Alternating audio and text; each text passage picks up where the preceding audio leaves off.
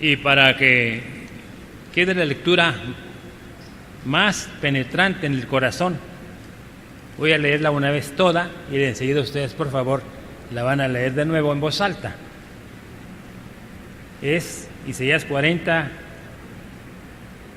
del 27 al 31. ¿Por qué dices, oh Jacob, y hablas tú, Israel? Mi camino está escondido de Jehová, y de mi Dios pasó mi juicio. ¿No has sabido, no has oído que el Dios eterno es Jehová, el cual crió los confines de la tierra? No desfallece ni se fatiga con cansancio, y su entendimiento no hay quien lo alcance. Él da esfuerzo al cansado y multiplica las fuerzas del que no tiene ningunas. Los muchachos se fatigan y se cansan, los jóvenes flaquean y caen, pero los que esperan a Jehová tendrán nuevas fuerzas, levantarán alas como las águilas, correrán y no se cansarán, caminarán y no se fatigarán. Ustedes, por favor.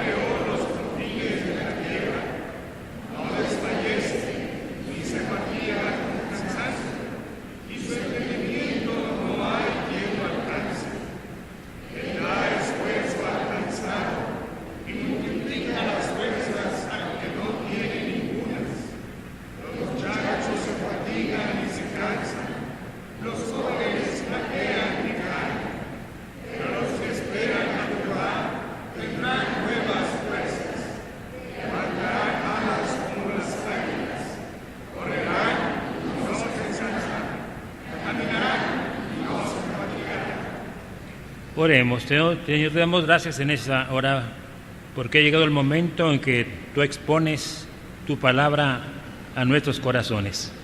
Pedimos que cada adorador que está en esta hora en tu casa de oración, vengamos con el propósito santo de escucharte, de alabar tu nombre.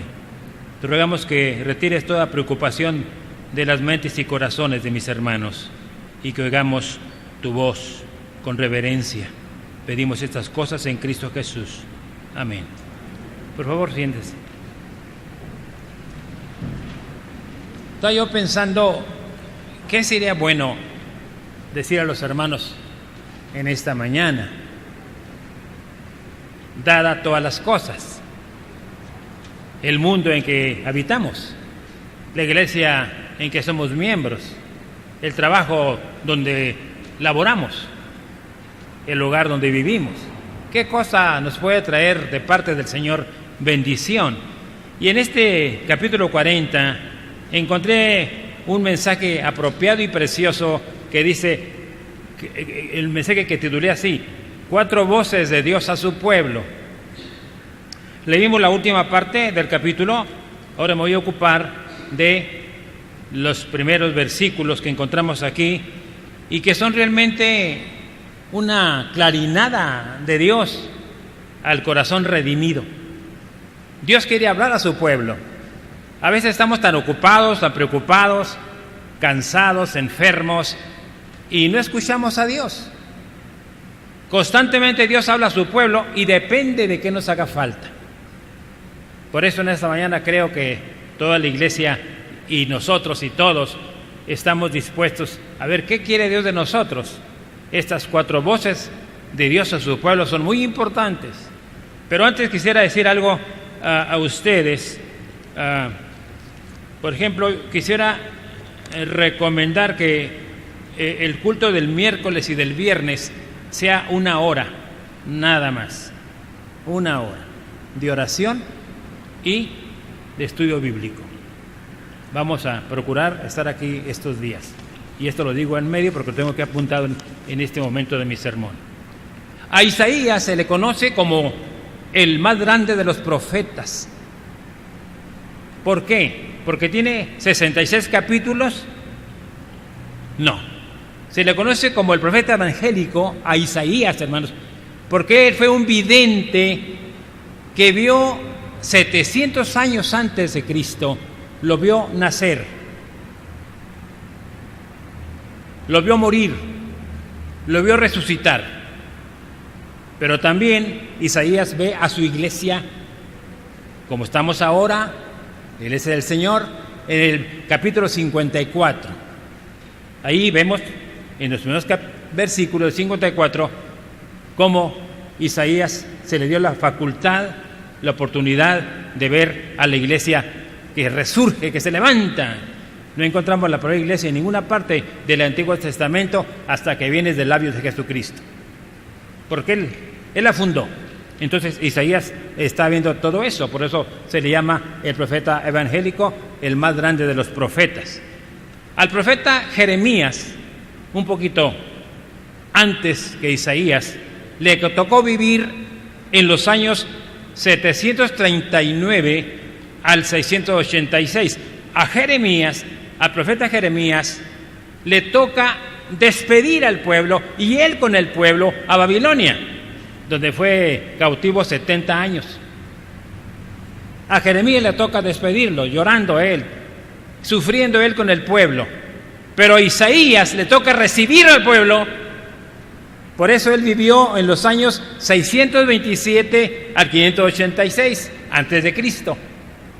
De modo que Jeremías despide al pueblo llorando, e Isaías recibe al pueblo otra vez a su tierra. Quiero que esto quede en sus corazones. Tenemos que darnos cuenta que cada profeta tiene su fecha y tiene su misión. Y fue muy difícil, tanto para Jeremías despedirlo, como para seguir recibirlo, aunque había júbilo en el tiempo de Isaías. El pueblo estaba en Babilonia cuando vino o dio órdenes Nabucodonosor y mandó a Nabuzaradán, el ejército del capitán de su ejército, a que viniera a llevarse cautivo a Israel, excepto a los pobres de la tierra, que los dejó para que estuvieran allí, lo que pudieran hacer. Se llevó a todos los que para él tenían una asignatura de importancia. También a Isaías le tocó profetizar en el tiempo de 4 grandes reyes de Judá. Diríamos ahora los mejores reyes de Judá, que fue Usías, Jotam, Acaz y Ezequías. Los mejores reyes. Claro que David y Salomón también, pero en el tiempo de Isaías, me refiero al tiempo de Isaías, tuvo esos 4 reyes a los cuales él sirvió de asesor. Era el asesor, era el consejero. Ustedes recuerdan que acá en Estados Unidos el doctor Billy Graham lo tenía como consejero de los presidentes. Además, Isaías había estado en el reinado, no reinando, pero estaba allí con los reyes, con los importantes hombres del gobierno. De modo que Isaías era un hombre importante tanto como profeta como con el pueblo políticamente, porque él estaba allí. Ahora, tuvo muchas cosas que empleó Isaías. Por ejemplo, fue escritor, fue poeta, fue estadista, por lo mismo. Fue maestro, fue profeta y gran predicador. Y ahora le toca recibir al pueblo. 70 años de cautiverio en Babilonia. No fue fácil. Allí en Babilonia estaba el pueblo atemorizado, esclavizado, emproblemado, atribulado, llorando. Y este capítulo 40 de Isaías es el más consolador de todo el Antiguo Testamento. Si quieren apuntarlo ahí.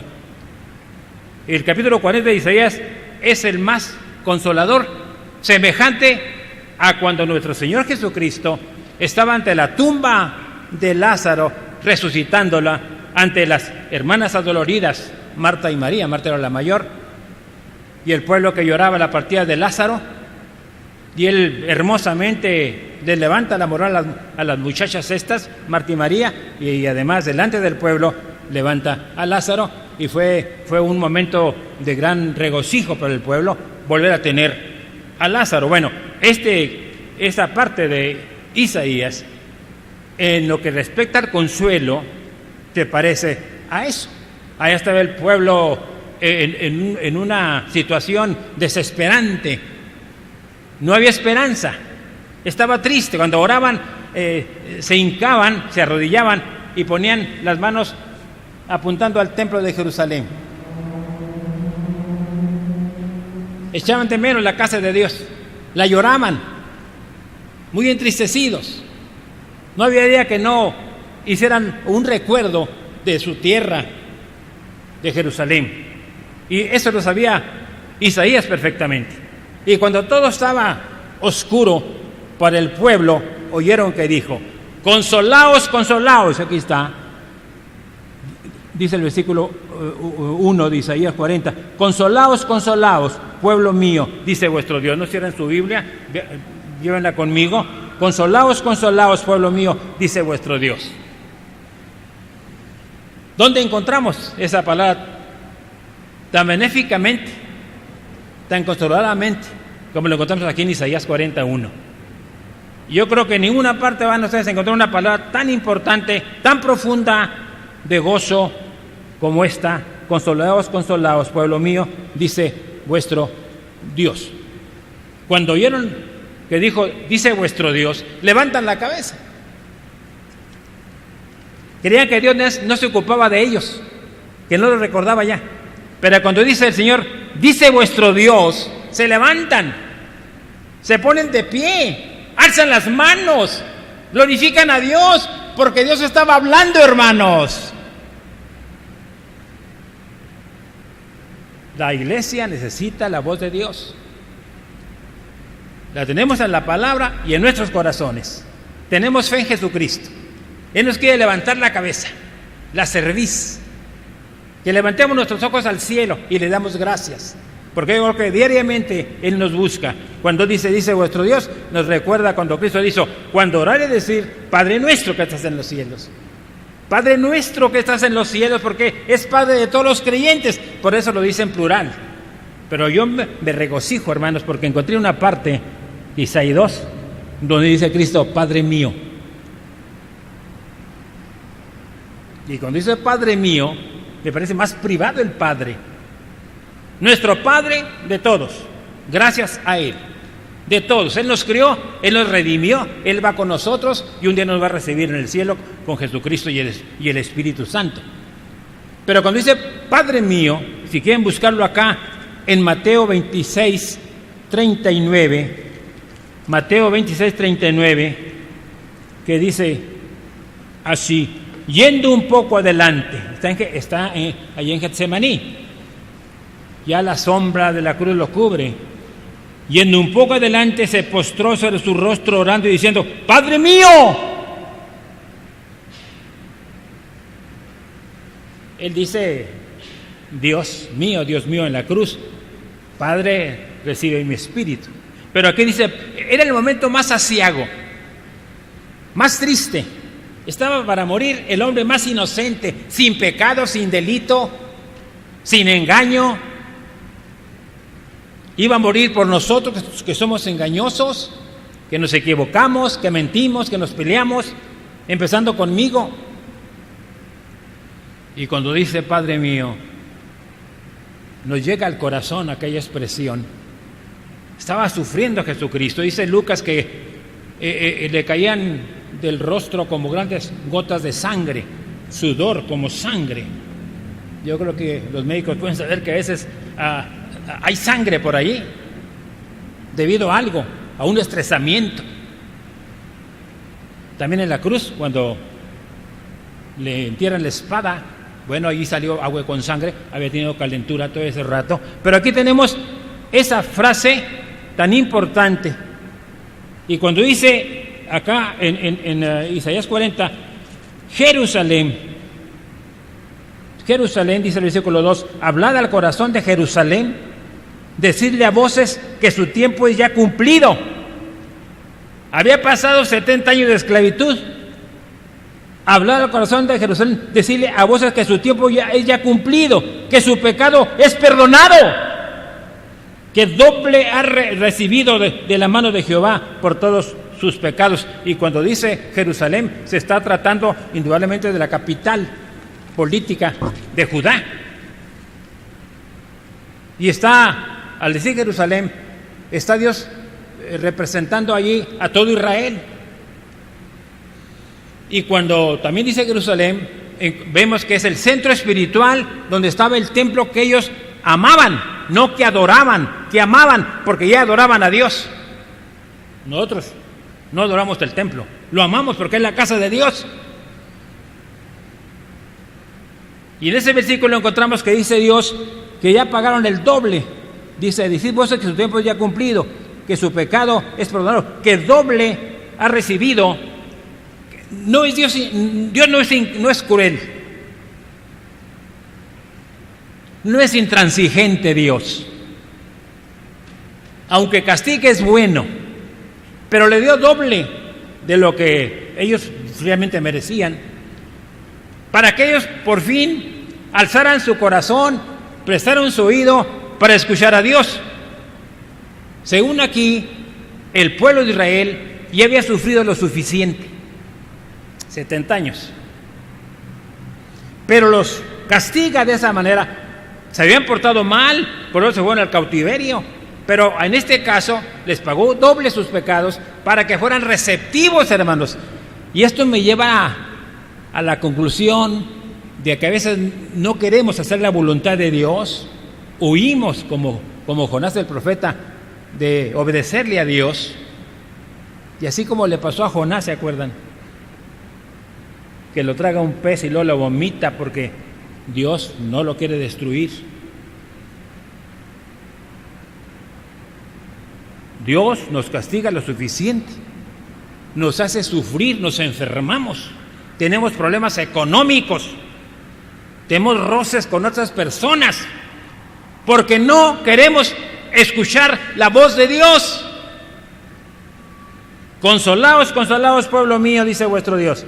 Hablad al corazón de Jerusalén, decidle a voces que su tiempo es ya cumplido, que su pecado es perdonado, que doble ha recibido de la mano de Jehová por todos sus pecados. Se dieron cuenta que Dios había castigado así terriblemente hasta que levantaran la cabeza, hasta que lo adoraran a Él y dijeran, ahora, para mí no es suficiente adorar a Dios, porque ellos lo adoraban y oraban, no es suficiente.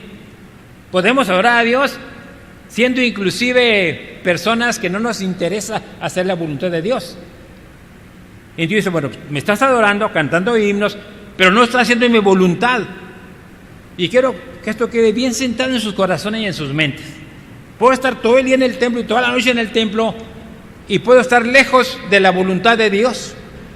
Y aunque estemos en el templo toda la vida, Dios puede mandar una catástrofe a nuestra vida, porque realmente lo hemos adorado, lo hemos invocado, pero no hemos hecho su voluntad. Dios quiere que se haga su voluntad. Hermanos míos, Dios quiere que se haga su voluntad. Dice Cristo allá en Getsemaní, pero que se haga tu voluntad y no la mía. Decíamos el otro día que Cristo no quería ir a la cruz. Era terrible para Él. Lo trataban de muchas maneras sin merecerlo. Era inocente, era sublime, era perfecto, sin pecado. Pero que se haga tu voluntad y no la mía. Me han dicho, hermanos, bueno, ¿por qué Dios no me bendice? Tanto que oro, tanto que le suplico, Dios está muy lejos de mí, no me quiere escuchar. No, sí lo escucha, sí lo oye, pero usted no está complaciéndolo, haciendo su divina voluntad. No se hace mi voluntad, se hace la de Él. Pero cuando no queremos hacer la de Él, estamos perdiendo tiempo y estamos sufriendo. De modo que no basta con orar, ni adorar, ni leer la Biblia. Tenemos que postrarnos ante Dios y decirle, Señor, hazme a conocer tu voluntad para hacerla. Ahora, otra cosa, a veces Dios no nos da a conocer su voluntad porque no la vamos a hacer. Y tengo 50 años de pastor, más, y he dicho eso, y aquí lo repito. A veces no Dios da a conocer su voluntad, porque sabe Dios, no la vamos a hacer.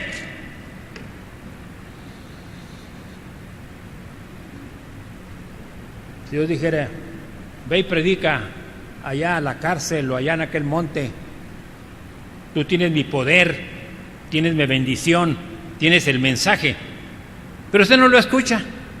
Pero dice, bendíceme, Señor, dame pan todos los días, dame salud, dame bienestar, pero Dios no se lo da porque usted no hace su voluntad y Dios no la da a conocer porque usted no la va a hacer.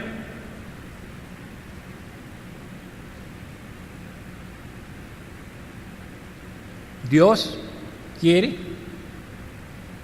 que hagamos su voluntad y si vamos a hacerla, Dios nos la va a dar a conocer. Si no la vamos a hacer, no la vamos a obedecer, Dios no nos da a conocer su voluntad.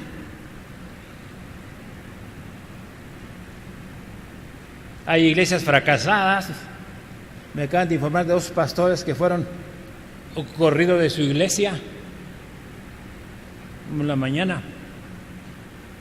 Digo, ¿qué pasaría? ¿Quién no hizo la voluntad de Dios? ¿O el pastor o la iglesia? Algo pasó. Y la segunda cosa lo tenemos en los versículos 3 al 5, tenemos la voz de autoridad. En la primera parte era la voz de consuelo, ahora tenemos la voz de autoridad. Dice el 43, voz que clama en el desierto, preparad camino a Jehová, enderezad calzada en la soledad a nuestro Dios, todo valle sea alzado y bajes de todo monte y collado, y lo torcido se enderece y lo áspero se allane, y se manifestará la gloria de Jehová, y toda carne juntamente la verá, porque la boca de Jehová ha hablado.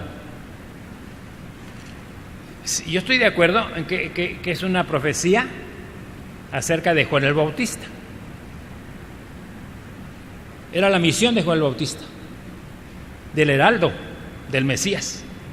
Decirle a Judá, ahí viene el Señor, Dios va a estar con nosotros, prepárense, límpiense, barran todo. Y digo eso porque allá en Mateo del 15 al 17, Mateo 1 del 15 al 17, dice así, este capítulo 1 del 15 al 17, no, permítame.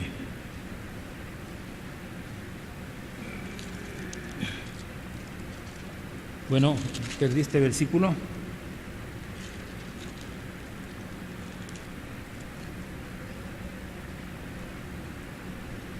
Hablando el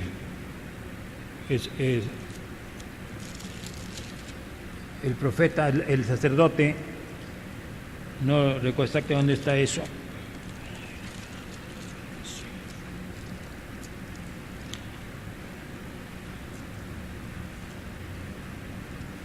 Bueno, no lo encontré, pero ahí dice, en esos versículos, exactamente dice Isaías como Juan el Bautista lo iba a hacer. Preparar el camino del Señor, enderezar sus veredas. Era un mandato aquí, la voz de autoridad, que el pueblo de Israel se levantara, alzara su voz y dijera, Dios quiere que todos se arrepientan. Dios desea que el pueblo se levante de su postración, de su vejación. Ahora dice que nuestra iglesia se levante y se renueve y se prepare y anuncie el camino del Señor. Esto era como con autoridad. Aquí está hablando con autoridad Jehová, de que el pueblo se levante, ya deje la esclavitud. Aún no sale, aún no llega a Jerusalén, pero Dios a través del profeta le está diciendo, y levántate, haz de cuenta que ya estás libre. No más que la primera misión que tú vas a hacer es proclamar el mensaje, es hablar de que Dios es el único en toda la tierra. Dios manda a su pueblo que lo haga. Dios no quiere que siga sufriendo, que siga llorando, que se levante de su prostración y empiece a predicar el Evangelio. Esa prostración le estaba haciendo mal al pueblo estaban desobedeciendo a Dios, Dios está mandando, diciéndoles que se levanten de su postración y que empiecen a predicar el Evangelio, que es necesario eso. Y me acuerdo cuando el Señor Jesucristo, ante la tumba de Lázaro, dijo: levántate y anda.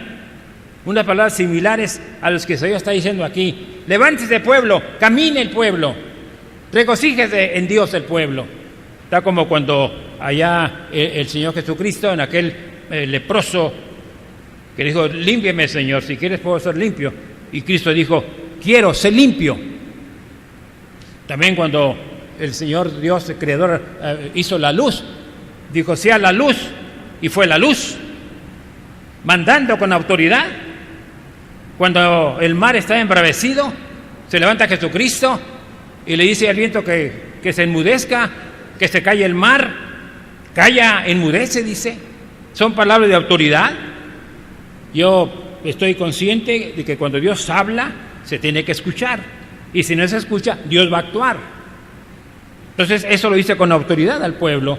Vuelvo a leer: voz que clama en el desierto, preparad camino a Jehová, enderezad calzada en la soledad a vuestro Dios. Tenía que trabajar el pueblo. Iba a ser libertado, pero estaba seguro de que Dios lo estaba liberando, y entonces tenía que obedecer a Dios, de predicar su palabra, de llevar su mandato a las personas para que lo escucharan. Y esta voz de autoridad pues la tenemos en el Nuevo Testamento y en varias partes de la Biblia. Dios realmente no habla rogando, Dios no habla suplicando, Dios habla ordenando. Dios ordena. Si le decimos: estoy cansado, no puedo, estoy enfermo, tú me vas a obedecer, tienes que levantarte, tienes que actuar, tienes que hablar, tienes que ir a anunciar las buenas nuevas. Y así le está diciendo al pueblo también: levántate, haz algo, dile que yo soy tu Dios, anúnciame en el pueblo. Pero la tercera voz que encontramos es la voz de ánimo, que encontramos en el 40 también, del 6 al 8, que dice: voz que decía: da voces. Y yo respondí: ¿qué tengo que decir a voces? Dijo el profeta: que toda carne es hierba, y toda su gloria como flor del campo. Hierba se seca y la flor se marchita, porque el viento de Jehová sopló en ella. Eternamente como hierba es el pueblo. Sécase la hierba, marchítase la flor, mas las palabras de Jehová nuestro Dios permanece para siempre. Tenían que predicar eso, tienen que hacerlo. Estaba Dios dispuesto a ayudar al pueblo, a levantar a los caídos, a sanar a los enfermos, pero tienen que levantar su voz y decir: Dios manda, Dios ordena, tenemos que obedecerlo. Aquí en esta voz de ánimo, el pueblo sigue cautivo, Isaías lo está esperando. Hermanos, muchos predican necesitada. Era el momento de que el pueblo predicara el Evangelio y dijera: Dios me salva, Dios me bendice, Dios es el Dios creador de todas las cosas, dígalo al mundo. Parece que el pueblo estaba muy sumido en su vida en Babilonia. Algunos habían muerto allí, otros estaban naciendo, los hijos estaban creciendo, se estaban casando, y algunos ya no querían volver a su tierra. Entonces se levanta el profeta: levántense, digan esto, que Dios los está librando. Tienen que salir de su pueblo. Parece que la historia dice que no todos salieron, se quedaron allí en Babilonia.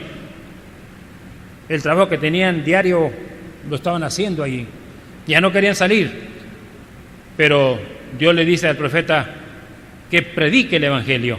Y por eso tenemos aquí eso, voz que decía: da voces. Y yo respondí: ¿qué tengo que decir a voces? Que toda carne es hierba y toda su gloria como flor del campo. Lo está diciendo de esta manera porque el pueblo estaba ya acostumbrado a vivir en Babilonia, como muchos en Egipto, en aquellos 400 años de esclavitud en Egipto, cuando al principio los gobernó también José.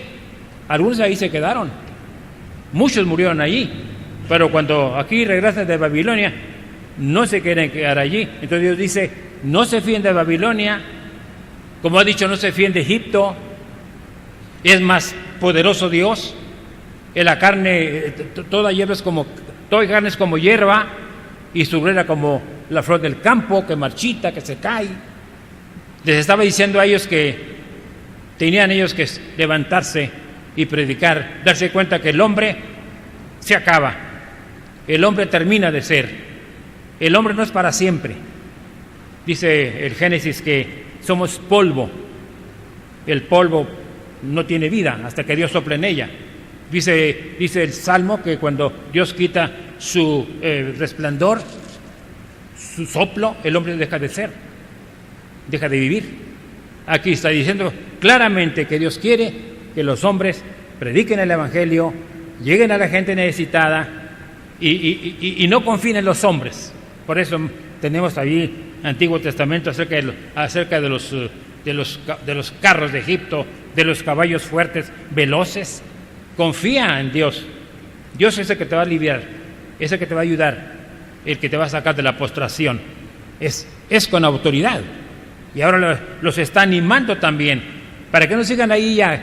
Hagan de cuenta que están salvos, que van a su tierra. Entonces ellos deben tener esa comunión con Dios que necesitan. Isaías empieza a predicarles eso, a decirles que no se confíen de Babilonia, sálganse. Y si ellos los han castigado, Dios tiene más poder para ayudarles. Si han recibido ayuda de Babilonia, Dios los va a ayudar más. Entonces Isaías dice, no se confíen en los hombres, confíen en el poder de Dios. Dios es mejor, su eterna palabra no termina, el hombre se acaba, todas las cosas perecen, el cielo y la tierra pasarán, mas mis palabras no pasarán. Está dándolos a conocer que ellos vean a Dios, confíen en Dios y hagan lo que Dios quiere que sean. Tenemos acá del 9 al 11 la palabra de regocijo. Súbete sobre un monte alto, anunciadora de Sión. Levanta fuertemente tu voz, anunciadora de Jerusalén. Levántate, no temas. Di a las ciudades de Judá, ved aquí al Dios vuestro. He aquí que Jehová el Señor vendrá con poder y en brazo señorará. He aquí que su recompensa viene con él y su paga delante de su rostro. Y termina diciendo, como pastor apacentará su rebaño, y en su brazo llevará los corderos, y en su seno los llevará.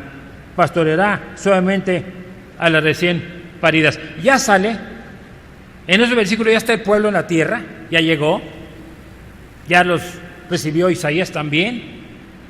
Es un momento de regocijo, es la voz de regocijo. Dios se da cuenta que su pueblo empieza a levantar la cabeza, empieza a hablar, no solamente a adorar a Dios, sino a hacer su voluntad, y es un momento de regocijo para todo el pueblo. Es como el Evangelio. El Evangelio es para que la gente se levante, sea libre de sus pecados, reciban el perdón de Dios. Por ejemplo, allá en Génesis 3:15 tenemos allí la primera anuncio del Evangelio. Dice, pondré enemistad entre ti y la mujer, y entre tu simiente y la simiente suya, te heriré en la cabeza y tú le herirás en el carne. Es la primera clarinada del Evangelio. Ahora que encontramos estas palabras de Isaías, donde le está diciendo que anuncien el Evangelio, que les va a dar salvación a la gente. Tenemos que hacer lo que el pueblo. Nosotros hemos sido librados, hermanos, del pecado, de la condenación. Dios quiere que hagamos saber esta experiencia a los demás, que en el único que pueden ser levantados y perdonados es en Jesucristo. Es una llamada al Evangelio, que lo tenemos desde Isaías, el profeta evangélico. Se cuenta de que un obrero de la General Electric de Estados Unidos no podía cortar un fierro nuevo, duro. Y fue con el empresario y le dijo, señor, no puedo cortar este fierro que está duro. Yo creo que no sirven las herramientas. No que no sirven nuestras herramientas. Nuestras herramientas es que no son suficientemente duras, fuertes, para cortar ese metal nuevo. Usa el diamante. Y fue el obrero con el diamante y fue fácilmente el metal nuevo y duro. Es más, no podemos resolver nuestros pecados con nuestras propias fuerzas. Nuestra condición caída tan buena, necesitamos la ayuda de Dios. el diamante que viene a cortar nuestros problemas, viene a cortar nuestra necesidad de las cosas malas y que Él quiere poner las cosas nuevas en su lugar. Dios es el que hace esas cosas. El pueblo de Israel tuvo que darse cuenta de que Dios es el que da las fuerzas al cansado, las fuerzas al que no tiene ningunas. Por eso Isaías termina así: nosotros necesitamos esa ayuda de Dios. No estamos en Babilonia cautivos, pero estamos en la carne cautivos. Estamos en esta naturaleza cautivos. Quizá en otras cosas que tenemos que nos cautivan, pero Dios es el que da libertad. Dios quiere dar libertad como se la dio aquí al pueblo de Israel. Oremos. Padre nuestro, te damos gracias porque tu palabra es bien escuchada por aquellos que quieren adorarte y hacer tu voluntad. Pedimos, Padre nuestro, que bendigas a tu pueblo para que nos levantemos de cualquier postración, de cualquier cosa que nos tenga atados y esclavizados, y abramos nuestra boca para decir a la gente que Dios es el que salva, el que libra, el que liberta. Pedimos que bendigas tu palabra en nuestros corazones en esta hora. Te lo rogamos en Cristo Jesús. Amén.